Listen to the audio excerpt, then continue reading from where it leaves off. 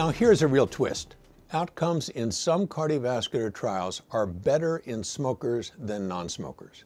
And some data show either a reduced or complete lack of clinical benefit from clopidogrel therapy in non-smokers. Now, how can that be explained? Importantly, this observation is not explained by an increased prothrombotic state in smokers relative to non-smokers. So how can this be?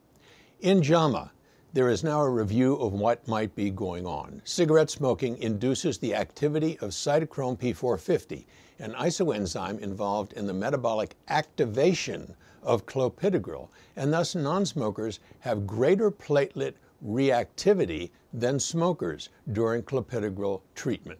A recent analysis of the CAPRI trial revealed a significant interaction based on smoking status.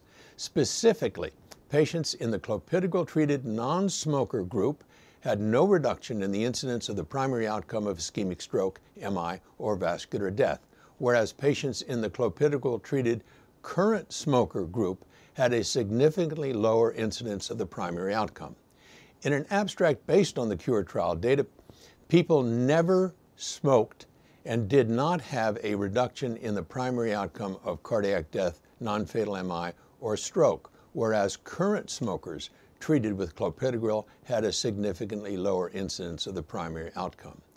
Similarly, in the CREDO trial, there was no difference in the occurrence of the primary composite endpoint in clopidogrel-treated non-smokers, whereas there was a significant benefit observed in clopidogrel-treated smokers. Finally, in Clarity TIMI 28, clopidogrel-treated patients who smoked 0 cigarettes or less had no significant benefit in the 30-day clinical endpoint compared with patients treated with placebo, whereas clopidogrel-treated patients who smoked 10 or more cigarettes per day exhibited a 46% reduction in the 30-day clinical endpoint relative to the placebo group. Does this mean we all ought to take up cigarettes? I don't think so. The risk-benefit ratio is still way in favor of non-smokers, but it is intriguing pharmacologically to think that cigarettes can perhaps enhance clopidogrel effect. I'm Peter Block, and this is a CardioSource Heart Minute.